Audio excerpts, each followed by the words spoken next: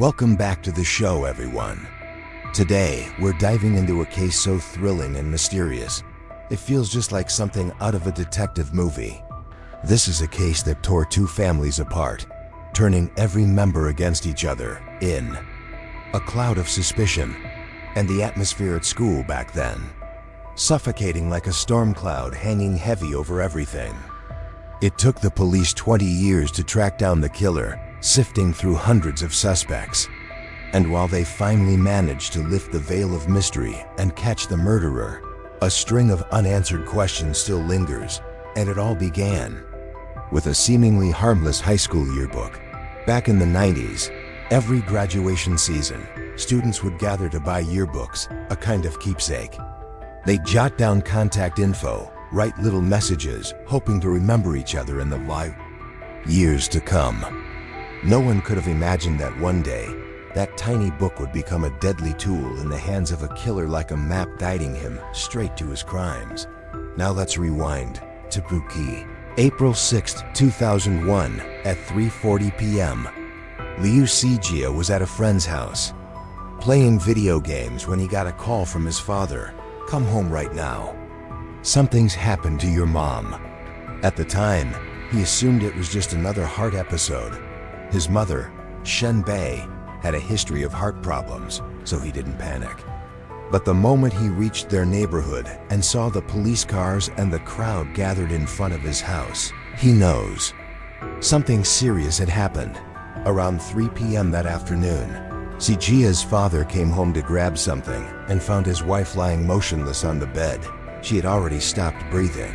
The crime scene investigation revealed that she had been strangled with a necktie. And not just one, there were 2 neckties used, one of which had been pulled so violently it snapped in half. That alone showed how brutal the killer really was at that time. Sijia had left the house shortly after 1 p.m. and his father didn't return until just after 3. That means the murder took place within a narrow 2-hour window. Who came to the house in broad daylight and carried out such a ruthless act? And more importantly, what was the motive? At first, the police suspected it might have been a sexual assault. The body was found on the bed after all. But no, the victim's clothes were intact, and the forensic examination found no signs of assault. So it wasn't driven by lust. What about money then? Liu Sijia's family was well off. His father owned a construction company. However, after a thorough check, the police noticed signs that the house had been rummaged through. But strangely, nothing was missing. No money was taken. No assault occurred. So why was Shen Bei murdered so viciously? Could it have been personal? A grudge, maybe? Layers of mystery began to unfold, and this was only the beginning. The deeper the investigators dug into the crime scene, the more questions piled open, the more baffled they became. First, the front door showed no signs of forced entry. That strongly suggested Shen Bei had willingly let the person in. And even more puzzling, there were no signs of a struggle anywhere in the house. Everything was far too calm for a murder. At this point, the police began canvassing the neighborhood, questioning residents, and that's when they uncovered a crucial lead. A man living on the first floor reported that around 1:30 p.m. that day, he heard the doorbell ring, followed by the sound of the lady of the house talking to someone. The visitor said just one word, "It's me," in a Shanghai accent, and the door was immediately opened. "No, who is it?" No hesitation. This strongly suggested that Shen Bei knew exactly who was at the door, or at least was familiar enough with them not to question their identity. It seemed this meeting had been arranged in advance, but that wasn't all. On the coffee table in the living room, police found a porcelain tea set, the kind commonly used back then to serve Longjing tea. According to Liu Sijia, that particular set was only brought out for important guests, which meant the visitor wasn't just anyone. They were either someone of status or someone close enough to the family to be treated with special respect. And clearly, this person did sit down for tea, but they were extremely careful. Police noticed that the teacup had been wiped clean so thoroughly that not a single fingerprint was left behind. Even the crime scene itself had been tidied up with surprising precision. This wasn't the work of someone impulsive. It was someone calm, methodical, someone with experience. Maybe even someone with knowledge of how investigations work. Asterisk, even so, the police were fairly confident at the time. They believed this was a case committed by someone close to the family, and if that were true, it was only a matter of time before they'd track the killer down. But life is rarely that simple. From that point on, everything began to take a turn into something far more tangled. The first direction the police considered was the father's business connections. His construction company was large, with plenty of partners and deals. Could this have been a revenge attack stemming from a business dispute? But Gia's father dismissed that idea immediately. He was firm business was business. He had never let it spill into his personal life. He never gave out his personal phone number, and certainly never revealed his home address. For a stranger to track him down all the way to his house? Nearly impossible. Meanwhile, another police team turned their attention to Shenbei's personal relationships. She had previously worked in the finance sector, so they began digging into her past, looking through old colleagues, former supervisors, anyone who might have had a motive or a falling out with her. But in the end, no one stood out. No suspicious connections, no obvious grudges, nothing that pointed to a likely suspect. Since retiring due to health reasons, Shenbei had been living a rather cheerful life. She often went shopping, strolled around the city, and took part in dance classes even in her 50s. She took great care of her appearance, always dressed well, carried herself with elegance, and had a unique charm about her. The police took special interest in her dance group, over 10 members in total, but one by one, each of them was ruled out. None of them had an alibi that overlapped with the narrow time window during which the murder occurred. At this point, every line of investigation had hit a dead end. The killer clearly knew the victim, but had done an exceptional job of covering their tracks. So who was this person? And why go to such brutal lengths to murder Shenbei? 2 months passed. The police had tracked down and questioned 137 people, but still, no concrete leads. Then, just when it seemed like the case was about to go completely cold, Liu Xijia suddenly remembered something strange that had happened the day before his mother was murdered. That day, Liu Xijia received a call from an unfamiliar man speaking with a Shanghai accent. The man asked, "Are you Liu Xijia?" Then continued, "Is your father, Mr. Liu, at home?" When Xijia replied that his father wasn't in and offered to give the man a phone number, the voice on the other end said coldly, "I already have it, I'll get in touch later," and abruptly hung up. But here's what was strange. In the days that followed, Liu Xijia's father never received any calls. When the police heard this, alarm bells went off. Could it have been a probing call? Deliberate attempt to check who was home and who wasn't? Very likely, the killer had called to confirm the perfect time to strike. Digging deeper, investigators discovered that the call had been made from a public payphone located about 1 kilometer from the Liu residence. What was even more telling, the caller didn't just know the family's home number, he also knew the full names of both father and son. This clearly wasn't a complete stranger, at the very least. It was someone who had access to very specific personal information about the family. Immediately, the police turned their attention to Liu Xijia's university, where he was studying computer science and preparing to graduate. Around this time, students were exchanging yearbooks filled with personal information, phone numbers, hobbies, graduation messages, practically open resumes. Some even included details about their parents, turning those yearbooks into something dangerously close to full family profiles. And the one person who had full access to all that information? None other than the homeroom teacher, Mr. Wang. What's more, based on how the tea was set up at the crime scene, it seemed the visitor was someone Shenbei respected, another detail that aligned perfectly with Mr. Wang's role. So Mr. Wang was placed under suspicion first, but after a thorough investigation, the police ruled him out. Liu Xijia's classmates were then looked into one by one, yet none of them were connected to the crime. The trail, once again, was going cold. The case stalled. No new leads, no progress, and during all that time, perhaps the most painful part was this. The members of Liu Zijia's own family began to turn on one another, each quietly suspecting the others. At the time, Liu Zijia was just 17 or 18 years old, caught in that turbulent, rebellious phase of adolescence. Not long before the murder, he had once taken his mother's phone out to show off to his friends.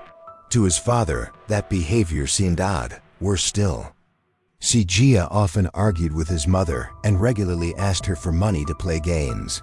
All of this began to weigh heavily on his father's mind, until finally, he asked his son outright, "Was it you? Did you kill your mother?" But Liu Zijia wasn't at peace either. In fact, he began to suspect his own father. Just 1 year after his mother's murder, his father remarried a much younger woman, and every time they visited his mother's grave, his father would send Zijia ahead, then linger behind alone wearing an expression Zijia couldn't quite read. The thought kept drilling deeper into his mind. Is he hiding something? Even the police began to lean toward the father as a suspect. They said it bluntly. If we can't solve this case, then the most likely suspect is the victim's own husband. The reason? Although he ran a construction company, the one who actually controlled the family's finances was his wife Shen Bei. On the day of the murder, he claimed he had returned home to get some cash, but according to those who knew him, he never came home that early. That small detail raised serious suspicion, and that wasn't all. With his intimate knowledge of the house, he had every opportunity to stage the scene like setting out the tea set, to make it seem like a guest had come to visit. If you're looking for motive, he had one. If you're looking for means and opportunity, he had those too. But after verifying his schedule in detail, police confirmed that he had been meeting with a client that day. Security staff at the residential complex also confirmed he had returned home just moments before discovering his wife's body. That meant he wasn't even present during the likely window of the crime, and just like that, the case hit another dead end. Although both father and son were eventually cleared from the list of suspects, the damage had already been done. The doubt, the distance, the unspoken grief, they clung to the home like a shadow that wouldn't lift. What was once a warm, happy family had been reduced to a house filled with silence, heavy, suffocating silence. But what Liu Zijia never could have imagined was that before his mother's murder was ever solved, he himself would be pulled into the center of a whole new storm, one even more terrifying than the last. 1 year later, on the afternoon of July 1st, 2002, Liu Zijia's former classmate, Cao Jing, was found dead in her own home. She had been the class beauty, graceful, intelligent, and kind. After graduating from vocational college, she didn't rush into a job. Instead, she spent her time quietly preparing for the university self-study entrance exam. Her life was simple, just home and her test prep center. No enemies, no romantic entanglements, no messy relationships. That afternoon, Cao Jing's mother returned home, only to walk into a scene that would haunt her for the rest of her life. Her daughter was lying motionless on the bed, strangled to death. What made this case truly chilling was its eerie resemblance to the murder of Liu Zijia's mother. Just like before, a strange man with a Shanghainese accent had called Cao Jing's home shortly before the murder. He asked if she was home. Her mother replied that Cao Jing was still at class but would be back later for dinner. The man simply said, "I'll call back later," then hung up. Not long after that call, Cao Jing's mother left the house to bring dinner to Cao Jing's grandfather. An innocent act, but one that unintentionally gave the killer exactly what he needed. The perfect moment to strike, knowing Cao Jing would be home alone. 3 hours later, the young woman lost her life. There were no signs of forced entry, no broken doors. And the crime scene was suspiciously clean, no traces left behind. Nothing stolen, and no signs of assault, because Cao Jing was on her period. The police immediately realized These two cases, the murder of Cao Jing and the killing of Liu Si, Jia's mother shared far too many similarities, from the probing phone calls beforehand, to the meticulously cleaned crime scenes, to the complete lack of evidence left behind, and both victims had a direct connection to the vocational school where Liu once studied. They no longer believed it was just a coincidence. The two cases were merged into a single investigation with a chilling suspicion. The killer could be one and the same. This time, the police narrowed down their focus quickly. The person Cao Jing would have willingly opened the door for had to be a middle-aged individual, someone with a respectable, trustworthy appearance, most likely a teacher or a parent of a student. Then they discovered that the call to Cao Jing's home was made from a convenience store about 6 kilometers away. Interestingly, after making the call, the man didn't pay right away. Only after being reminded by the shop owner did he leave a single coin. That small act helped the owner remember. The man's appearance, a middle-aged gentleman wearing glasses, with a polite and respectable demeanor. Based on the description, the police commissioned an artist to create a composite sketch of the suspect. At this point, the investigation focused all its efforts on that fateful vocational school. A special class reunion was held, but not at school. Instead, it took place at the police station. All of Liu Zijia's classmates were required to bring their graduation yearbooks to confirm none were missing. Because these books, packed with personal information, had become the key, the suspect used to get close to each family. Not stopping there, the police also conducted a thorough investigation of the entire teaching staff and the fathers of all the students in the class. But unfortunately, they still couldn't find a suspect matching the description. However, during the investigation, an unexpected detail came to light. Liu Zhao, a classmate of Liu Zijia, revealed that her mother had encountered a very suspicious man on April 24, 2002. Right between the two murders, her mother received a call from someone claiming to be a vocational school teacher. This person said that the homeroom teacher, Mr. Wang, was ill, so he had been sent to check on the students after graduation. What was frightening was that he mentioned Mr. Wang's exact name and knew Liu Zhao's name and home address, which made her mother completely trust him. About 2 hours later, a man in his 40s rang the doorbell of room 602, the very room Liu Zhao had listed in the yearbook. But there was a small detail that only someone truly familiar with the yearbook's content would notice. Liu Zhao's home was an interconnected apartment between rooms 601 and 602. Relatives usually entered through room 601, yet this man specifically went to room 602. The police didn't say it out loud, but everyone understood. This man hadn't just read the yearbook, he had carefully selected his target, knew the details inside, and had a clear plan. The man stepped into the house, saying he came to inquire about the post-graduation employment situation. But from the very first look, Liu Zhao's mother sensed something was wrong. He didn't ask any questions about work. Instead, he glanced around, scrutinizing every corner of the house, as if checking whether anyone else was there. Inside the house, there was a door connecting the two rooms, and the man secretly tried to open it. Although the act was brief, Liu Zhao's mother immediately sensed the danger. Staying calm, she skillfully blocked him and found an excuse to keep him at a distance.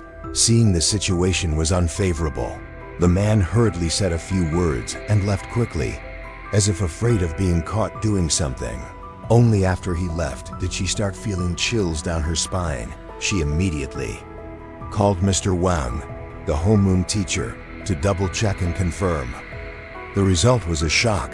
Mr. Wang was not sick at all, and he had never sent anyone to visit any student's home. At that moment, Liu Zhu's family truly felt horrified. They knew that day the Grim Reaper had nearly knocked on their door, but unfortunately, since nothing had happened at the time, they did not report it to the police. Only when the suspect's portrait sketch was released did Liu Zhao's mother realize with horror that very man had once stood in her house, trying to open the door to the next room, possibly planning his next murder. The police increasingly believed that the suspect had used the graduation yearbook as a detailed map to approach the victims. But the concerning thing was, no one had lost their yearbook. That meant someone had accessed it without leaving a trace. The investigation continued to expand, with the police scrutinizing every teacher, every parent, and every person connected to the school. But it was still complete darkness. However, the pressure from the investigation, the media, and the suspect's sketch likely made the killer feel threatened. Because after that event, he completely vanished. No similar cases occurred anymore. 20 years have passed, 2 families, 2 lives, left hanging in the darkness of an unsolved case.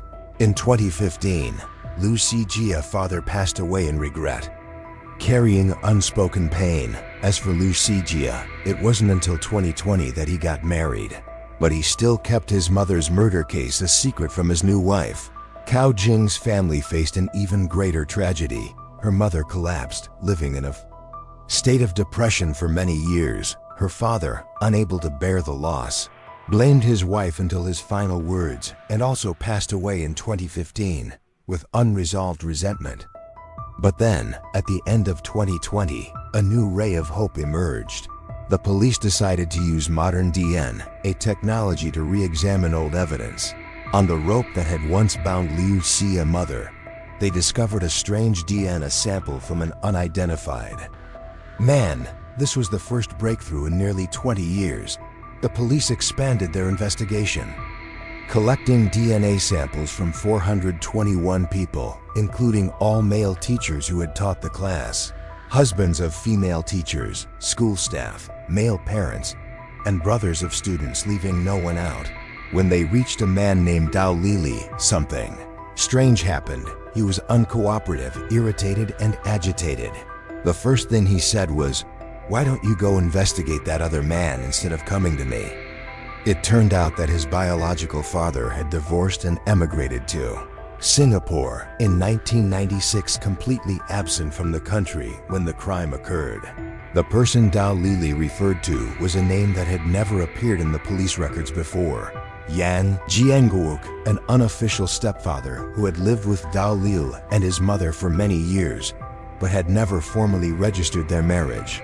As a result, in all previous investigations, the police were completely unaware of his existence. Even more telling, when the police came to investigate, both mother and son deliberately concealed the truth.